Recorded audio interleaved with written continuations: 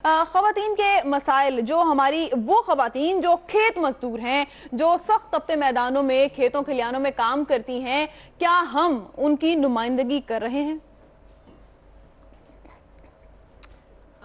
آپ تو بات کر رہی ہیں کھیتوں اور کھلیانوں کی، اور جو ہماری خواتین رورل ایریاز میں رہتی ہیں، میں سمجھتی ہوں کہ ہماری جو شہری علاقے میں خواتین رہتی ہیں ہم ان کی بھی نمائندگی نہیں کر رہے۔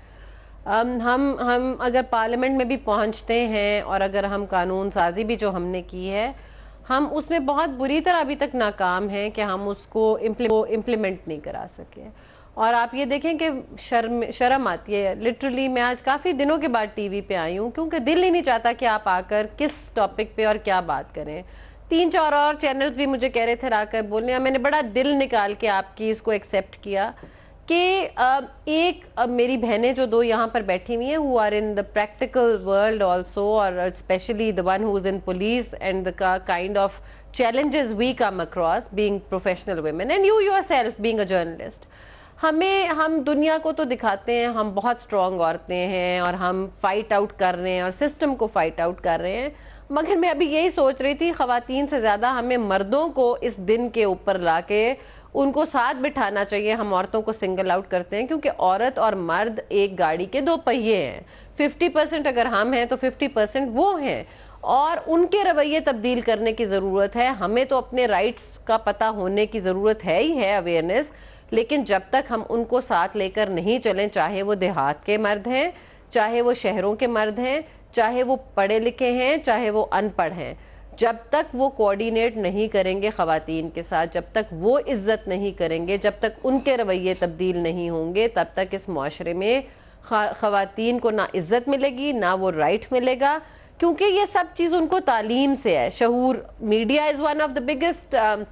چینلز جس کے تھرو ہم ان کو اس چیز کے اوپر آگاہی بھی دے سکتے ہیں، لیکن جب ہم پریکٹیکل لائف میں جاتے ہیں، ادھر آنے سے پہلے ہی میں ایک خاتون کو بھی دیکھ رہی تھی، میرے خیال میں ASI تھی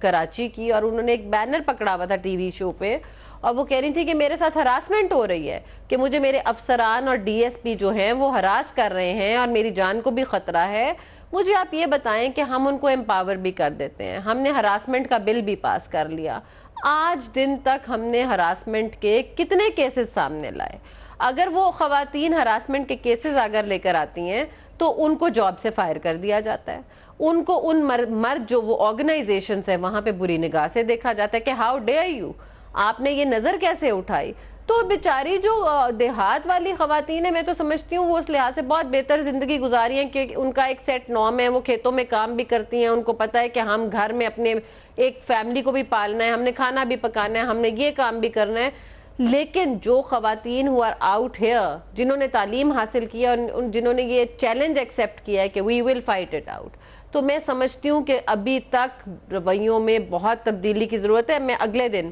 ایک ادھر لاہور میں جم خانہ کا الیکشن ہوا، آپ دونوں پینلز اٹھا کر دیکھیں، ان کے اوپر صرف ایک خاتون تھی، ایک خاتون۔ the mindset of the so called elitist ہمارے ہاں کی جو یہ جو لوگ ہیں کہ بھائی آپ کشمال، آپ نے تعلیم یافتہ خواتین کی بات کی ہے، جو کہ ہم لوگ خود کو بہت مضبوط سمجھتے ہیں اور سمجھتے ہیں کہ تعلیم حاصل کرنے کے بعد ہم فائٹ آؤٹ کر سکتے ہیں۔